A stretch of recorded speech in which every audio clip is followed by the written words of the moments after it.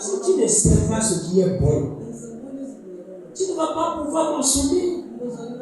C'est parce que tu as semé ce qui est mauvais que tu es dans ça. Est-ce que ça c'est l'église? Amen. Donc nous devons semer spirituellement. La semence spirituelle consiste à semer son temps et son service. Il y a beaucoup de personnes qui n'aiment pas servir à l'église. Que lui avait servi un jour et puis il a un problème là-bas.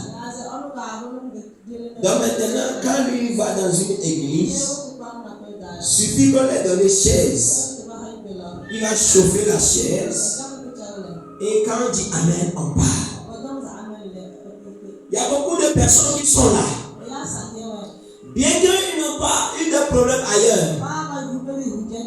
Ils viennent, les autres sont au service, les autres ils les regardent comme ça. C'est comme si ceux-là qui font le service à l'église là, eux autres c'est parce qu'ils ont trop de problèmes qu'ils font. Et comme lui n'a pas de problème, ça ne vaut pas la peine. Le service, ça paie, c'est une semence. La semence relationnelle, tu peux semer la paix dans le cœur de quelqu'un. Semer l'amour dans le cœur de quelqu'un. Ainsi, tu es en train de faire des semences qui vont t'aider à avoir des bénédictions dans l'année qui vient. Donc, ce que tu refuses de semer aujourd'hui, tu vas le manquer demain. Ce que tu refuses de semer aujourd'hui, maintenant, ça va te manquer demain. Donc, celui qui veut manger les patates douces, peut-être d'ici 3 mois, il va le semer aujourd'hui. Si tu ne le sèmes pas maintenant, ça va te manquer quand lorsque les autres seront en train de récolter.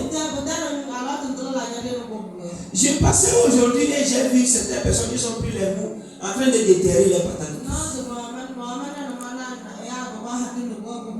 Je vois que ça a beaucoup produit. Oh, c'est quelque chose que j'aime. Comme je n'avais pas semé, maintenant ça me manque. Je suis obligé d'aller payer. Parce que je vois les autres manger. Ce que tu refuses de semer va te manquer demain. 5e point. L'œuvre de l'obéissance. Je vais finir là-bas et vous allez poser des questions s'il vous plaît. Deutéronome 28, le verset 1 à 2.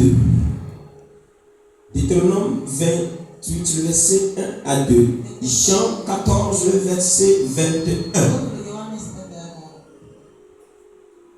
Vous allez voir que la bénédiction suit toujours l'obéissance. La bénédiction suit toujours l'obéissance.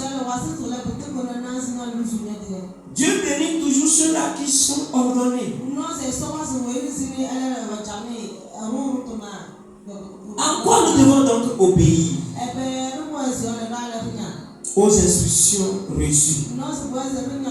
Quand lorsque tu reçois ces instructions,